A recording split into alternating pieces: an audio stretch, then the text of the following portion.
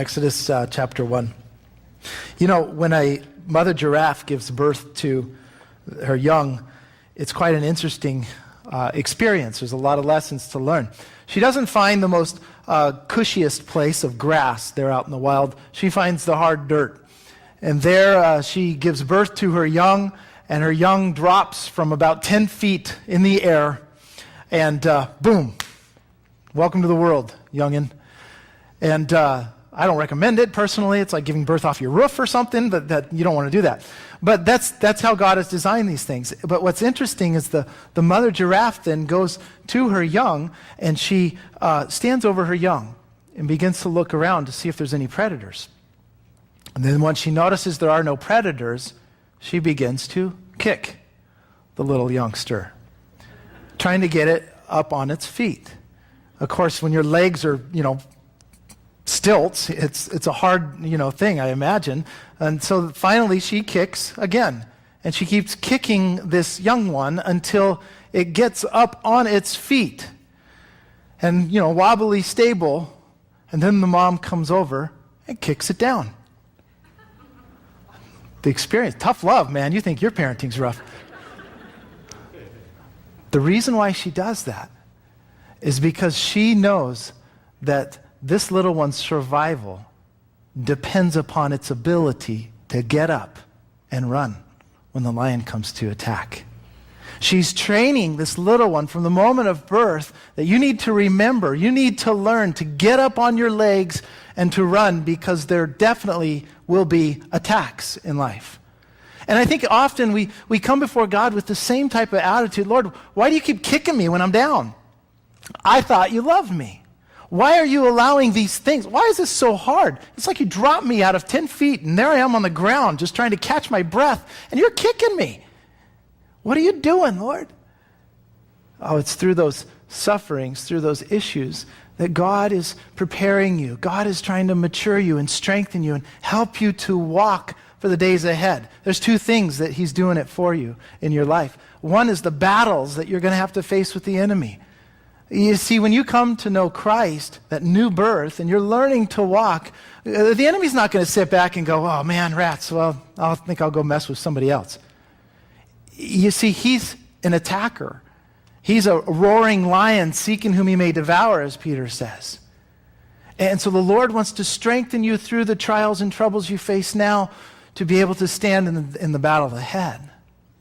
But secondly, it's not just for the battles that you face with the enemy, it's for the blessings that you find in the ministry. Because of this, you can't comfort somebody else until you've received the comfort from the Lord. Amen. And you can't receive the comfort from the Lord until you're uncomfortable, right? But we don't want to be uncomfortable. That's the problem. And so the Lord says, hey, I am going to teach you through the greatest teacher experience how to trust in me. I mean, how am I supposed to tell somebody, man, you need to have hope in Jesus, if I've never been to a place of feeling utter hopelessness and calling out to God for mercy and help? How can I tell someone God wants to comfort you in your sorrows if I've never received that comfort in my own sorrows? And so in the light of the bigger picture, as much as we cry and say, Lord, why are you doing this to me? Step back for a moment, get the bigger picture, and we understand that in the past, God has carried us through. And in the present thing that you're facing with, the Lord is still faithful to you. And he's using those things to mature you in him, that you would keep your eyes upon him. And often, think about this. When you look back in your life, all the things that you struggled with and hurt and really hated in some sense, the Lord used that. And he used it in such a glorious way that that thing that seemed to be so painful now is turned into an opportunity to be used by the Lord in the lives of others. And now you have gone from the point of tears to reaping in joy, to go, oh my goodness, Lord, thank you. It hurt, yeah, I don't deny the pain. But I do praise you, God, that you're greater than the pain. And you use it in the lives of others. And you're humbled by it. God loves us enough to take us through difficult times, and we find that in Exodus chapter 1. We find that. Here, Jacob's family has gone down to Egypt from the land of Canaan. They're living there for the next 400 years. It starts off in such a wonderful blessing. I mean, Joseph's down there. He's in a great position. He can help us all out. And we get down there and we get the good part of the land, and everything is chilling and going great, and it's all wonderful. But times are going to change. And those blessings are going to turn to a hardship. And the difficulties that they're going to face seem to get worse and worse as the days go on. And yet God is still in control. And so we've entitled this message that when times get tough, there are things to learn, there are things to know, there are things to do. Let me give you a little background in Exodus before we jump into this book. This book, Exodus, was written by the same author as Genesis. It's Moses. Genesis is a book about beginnings. We saw the creation, we saw life, and Genesis ends with death, as Joseph is put into a coffin. A great reminder that sin has captivated all men, even the most powerful of men, that they all die. But Exodus begins to tell us, it picks up where Genesis left off, in Egypt. And the theme of Exodus, if you have a pen, you might write it there at the top, is simply this: redemption. Redemption. Because sin comes in and it destroys life. Yes, it is the root of death. But Christ has come to redeem. And in the second book of the Bible, we begin to see God is a God who saves. And he's a God who not just saves, he's a God who redeems and continues to save.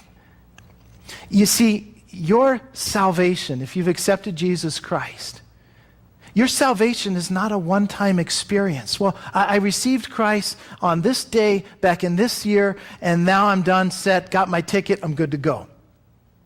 Your salvation is a daily experience. It starts with a prayer, but it never ends there. Now you begin to learn how to walk with God. And you begin to see what God expects and what God desires to do in your life. And he begins to transform you and change you. That is what salvation does. And it carries you all the way into the glorious heavens, to where your salvation is fulfilled there in heaven itself.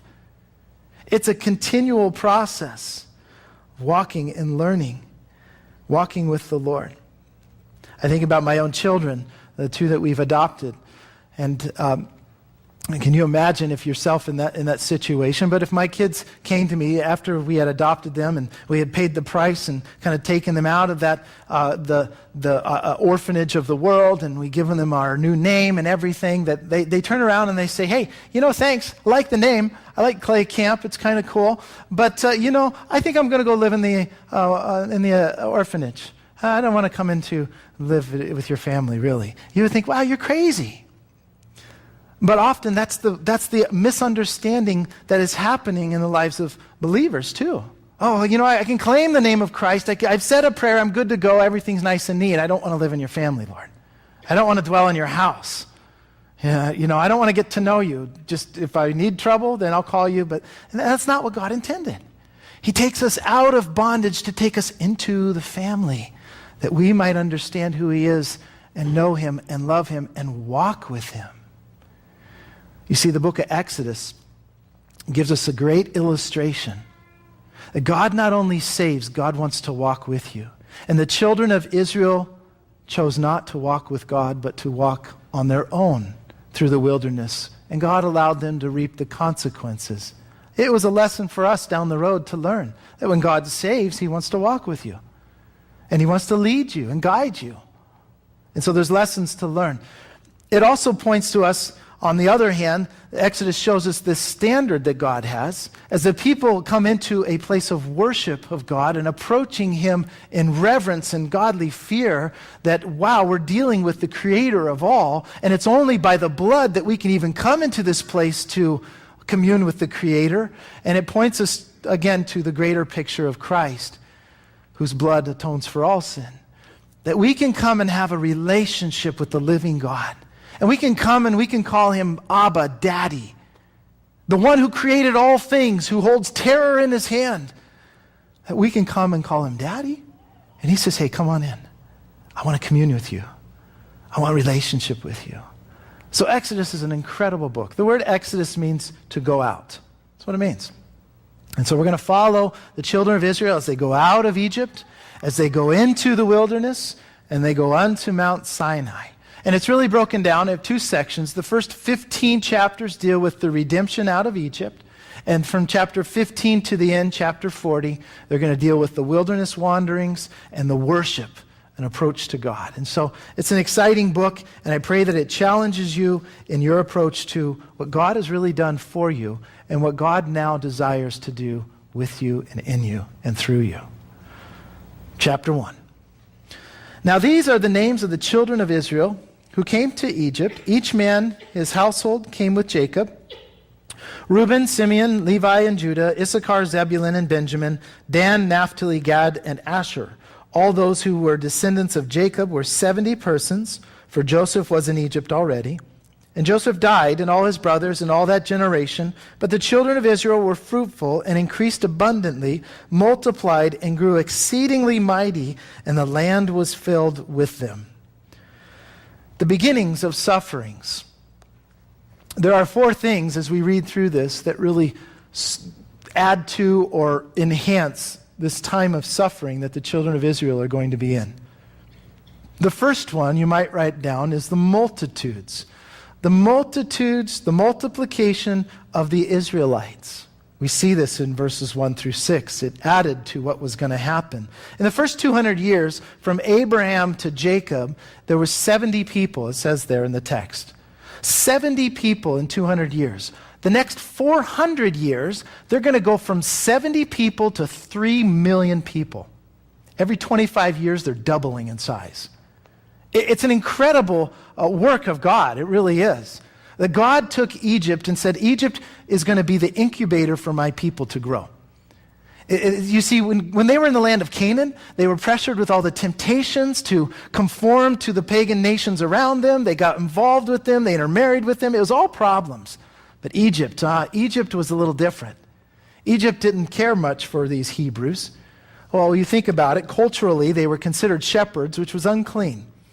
And so you guys, you have your area. Religiously, they wouldn't allow them in their temples.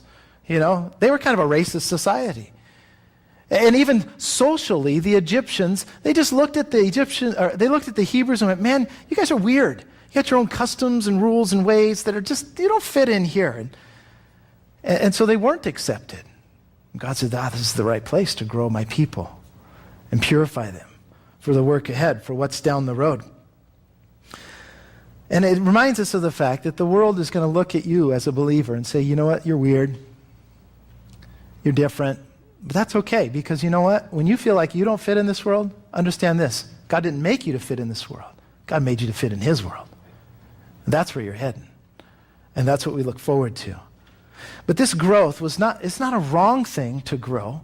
It was part of God's plan, but with that growth came an unforeseen pressure and problem. The new Pharaoh is looking at this minority group and saying they're now becoming a majority, and that's going to be a problem in my administration. So the multiplication of these people added to the suffering. The second thing that added is the mortality. Verse 6 tells us there, death. Death caused problems too. Oh, it was Joseph who died, right? And Joseph had helped Israel save them from the famine. He was a great leader among the people, so appreciated and everything. But now Joseph's dead. And then it says his brothers died too. So that influence among the Hebrews and the godly influence there and the leadership there, well, that's gone too. And then it says, and all that generation, all those who came down to Egypt are gone. It's gone. It's a real season of change. Life changes, not to anyone's fault, but life does change. And in those times, as things are changing, we want the blessings to go on forever. We want good days to go forever and bad days to be very short. But seasons change, and things happen, and death occurs, and you learn the sufferings that come with death. New days ahead. How do we do this now? What about this? I can't remember how many families I've talked to that, the death was unexpected, and they're just reeling, trying to figure out how do we cope with life now? How do we figure out all these things? And it's really a season of suffering, difficult in experiencing. What do we do in those times? I think just like Isaiah, in the year that King Uzziah died, I saw the Lord high and lifted up. Lord, I'm surrounded by death. I'm in a season of change. All I see is trouble ahead, and I just need to see you above everything. That's what's important. That's what we need to do. Though death stings, there's one who has conquered sin and death, Jesus Christ. And through him we have hope of a coming redemption from the suffering of this world. In the midst of it all, verse 7 tells us that the children of Israel were fruitful and multiplied. You know what? I think that's hope for you. If you're in a season of change, if you're experiencing a season of death or the multitude of problems creeping up, that you remember this, that God is still with you, multiplying, working for his glory. He's growing you. He's growing them. Verse 8, we find the third thing that attributed to their suffering. Now there arose a new king over Egypt who did not know Joseph. The new king comes on the scene. He doesn't know Joseph. He doesn't care for Joseph's people. He doesn't appreciate Joseph's work. And the sufferings come on in a heavy way. So here you are sitting at your job and your boss retires and the new guy comes in and, well, he's not very likable. He's not very personable. He's kind of a little grumpy. It seems like he's only in it for profit. That's all he cares about is profit. And he comes to you and begins to say, hey, you need to start doing this. Starts adding a little bit of pressure. Starts telling you, hey, you can't cling to your integrity. You need to do these shady deals on the side. And you're sitting there going, Lord, what did I do to deserve this? The Lord whispers in your ear, I'm stretching you. I'm growing you. And you can either run from it because you don't like it, or you can sit still and trust in me and allow me to work in your life. And in your heart, you're saying, take this job and shove it. But that's a whole different story. You're at that place going, Lord, I don't know what to do. I'm going to trust in you. That's what happens. When the multitudes of problems begin to overwhelm, we got to look to the Lord and trust in him. When mortality and I'm surrounded by death, I've got to look to the Lord and trust in him. When men are rising up who could care less about the things of God, I've got to trust in the Lord. I've got to look to him. And that's what the children of Israel are learning through this. They've got to look to the Lord. The Hebrews had a record, the writings, the conversations. God had told Abraham, you're going to be in the land in Genesis 15 for 400 years. You don't think that in the time of suffering that they turn to one another and go, hey, remember what God said to our forefather Abraham? We're only here 400 years. This is not the end. Lift up your head. Redemption is coming. I don't know how he's going to do it, but God is going to bring us out of Egypt. And they encouraged each other with those words. How much more you and I to be able to go to a brother and sister that is struggling in the troubles of life and say, hey, let me encourage you. Redemption's already on its way. Jesus is coming. And you have a hope in one who's going to save you from this world because he's taken you to the next. It's a wonderful thing. Encourage each other with those words. How do we help those who are hurting and so beat down by life and so suffering? You got to share the hope that's in Jesus with them. That's really all we got. The other day I was driving down the road and I came up to a stoplight and happened to be the first car right there at the turn signal, and there was a guy there with the sign, and so I rolled down my window and just started talking to him. And lo and behold, somebody came by the other direction. Somebody came by the other direction and yells out the window, get a job, and just profanities and all this stuff. And the guy just starts crying. He says, I've got cancer. I've got liver cancer. He's telling this guy as he's driving away, I've got liver cancer. What am I supposed to do? I'm dying. All I care about is my wife. And the only thing I could give him was the hope in Jesus. But the reality that sunk in was, here's what the world does. It looks to condemn and beat down. But the Christian has hope because of Christ. And that's what we need to give people. Not that, hey, somehow it's all going to be better in the end. Hey, it's nice, cheery days. Oh, the sun's coming up tomorrow. Even the Christianese stuff we have to be careful of because the hurt is deep. And we need to be able to just say, you know what? I'm not going to tell you that your pain isn't real. But I'm going to tell you one thing. Jesus does love you. And he wants to give you hope. I'm not going to tell you it's going to get better. It may get worse. You may lose your life because of this. Not to be, the pessimist in life. But I'm going to tell you, Jesus gives you hope. Hang on to that to your very last breath.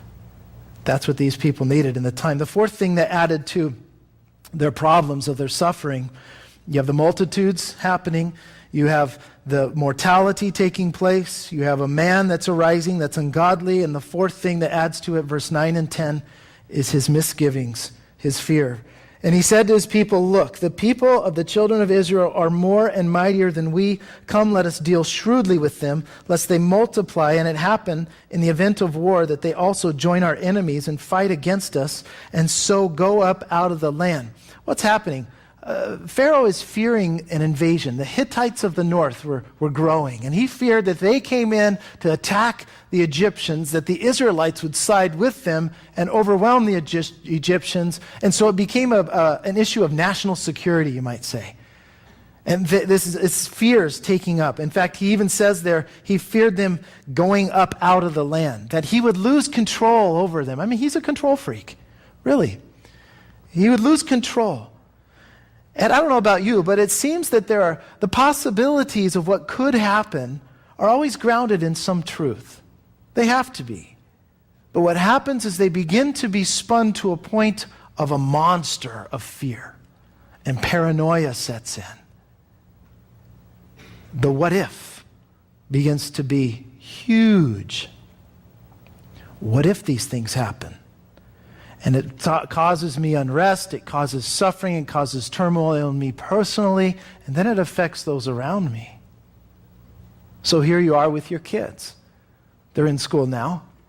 Maybe it's a brand new year, a new school, I don't know. But what's rolling around in your mind is, well, what if?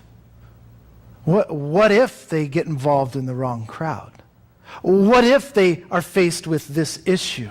What if this happens? What if? And the tendency is to control. Tighten the grip. That's not going to happen in my house. That's not going to happen to my kids. And you tighten the grip to a point where you're not trusting in the Lord. You're panicking instead of being patient and praying.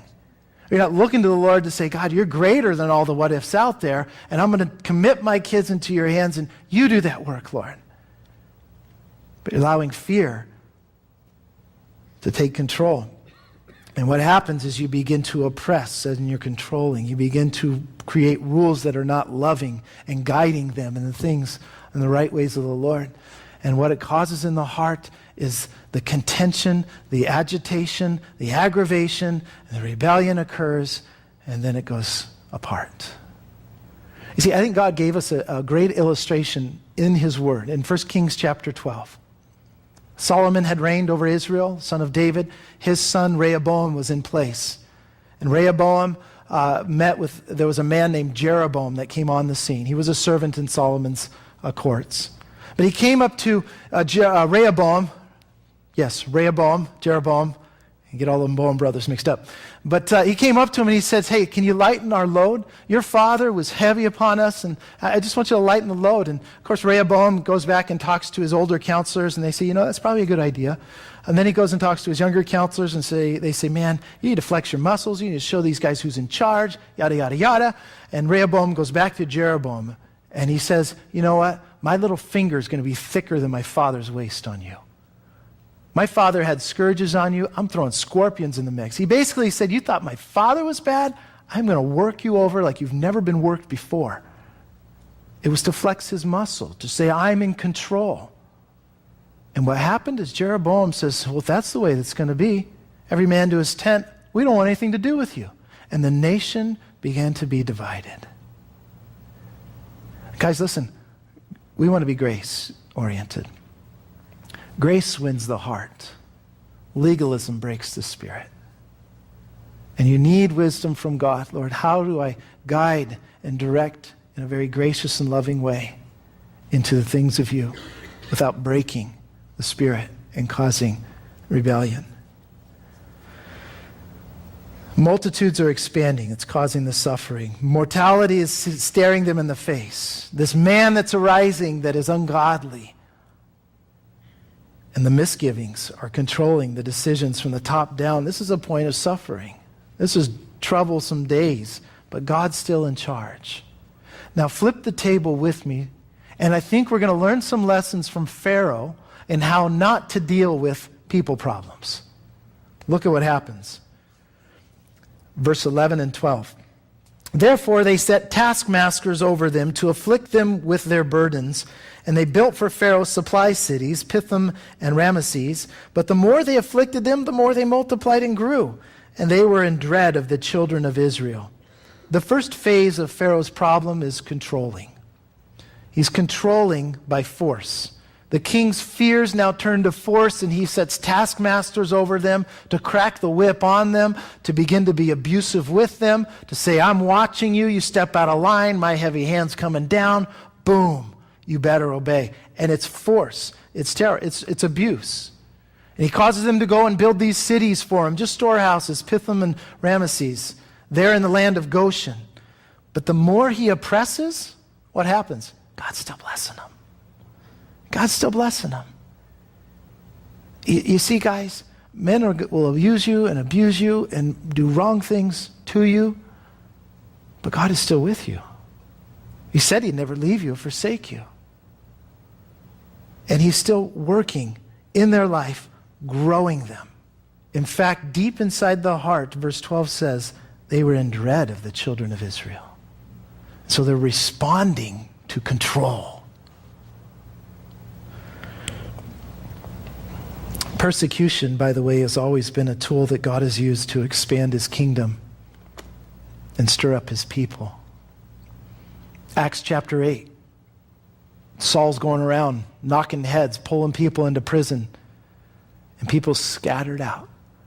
They went everywhere doing what? Preaching the gospel. That was God's way of expanding his kingdom. And so when you begin to hear about a brother or sister that's being persecuted, or you begin to hear about a brother that's in prison for his faith, or you begin to hear about what ISIS is doing over there and the pure evil that is happening, listen, pray for the families that are suffering, but understand this in the big picture. I believe God is using these evils to awaken his sleepy church to what matters most in life, and that is Jesus Christ. I believe that God, in the great picture of it, it doesn't condone the evil and say, oh, this is acceptable, but in the big scheme of things, he's using it to purify his church, to say what really matters most. Jesus Christ, living for him. Phase 1 is controlling. Phase 2, in verse 13 and 14, when his controlling doesn't work, he begins to demand more. Verse 13, so the Egyptians made the children of Israel serve with rigor, and they made their lives bitter with hard bondage, and mortar and brick, and in all manner of service in the field. All their service in which they made them serve was with rigor. He begins to demand more than what's proper. If I can't control them, then I'm going to lay heavy, heavy burdens on them.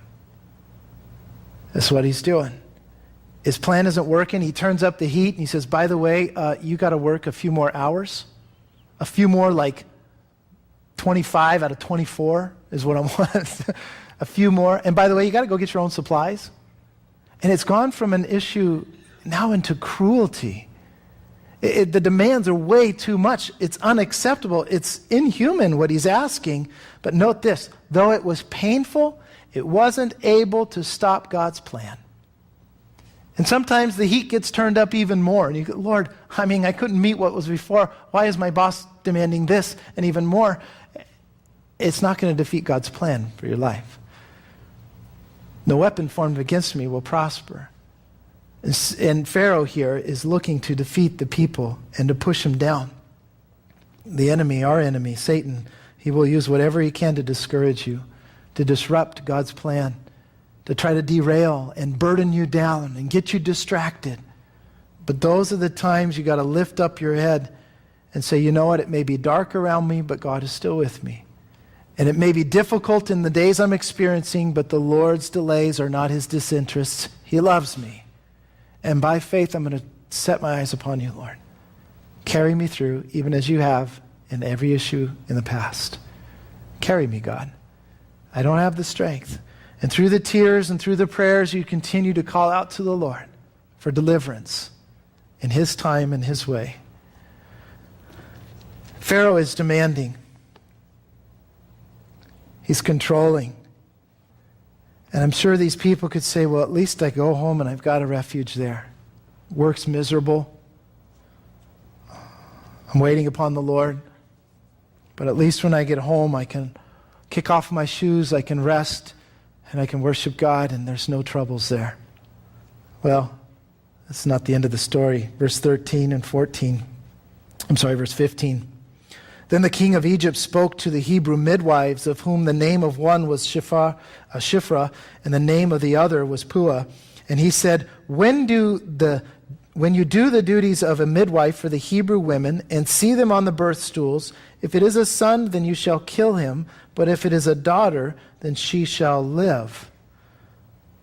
Now Pharaoh takes things from the workplace to the home, and he calls the heads of the midwife association, these gals, Shiphrah and Puah. Their name means brightness and brilliant. Now, I don't recommend calling your girl Puah, though it means brilliant. She's not going to have a good time in school. But that was her name at the point. And here Pharaoh is commanding them murder the baby boys.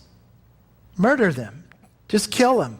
And that's the phase 3. The first is to control them. And then it's to demand from them more than they could ever do. And now it's to the very heart of the matter to kill them, get rid of them. And here we begin to see he goes from fear to worry to now a sentence of death. This is purely satanic. The revelation is here that he thinks that these people are just better off dead. We don't need them around. And you think, why such evil? Why such difficulty? Why does he want to destroy the Jews? Well, historically, by taking out the males, he can control these people and keep from rebellions rising up and revolts happening, and he keeps them in line by force. But socially and spiritually, Satan is doing a number. See, Satan knows spiritually that there's a Redeemer coming from the line of Abraham. There's a Redeemer coming from Israel. And if he can take out the boys, there's a good chance he can take out that Redeemer. That's what he wants to do. But socially, I think the enemy knows that if he can take out the young men, the boys of the family, that it will affect in how the family works in the coming days. It will affect how the nation looks in the coming generations.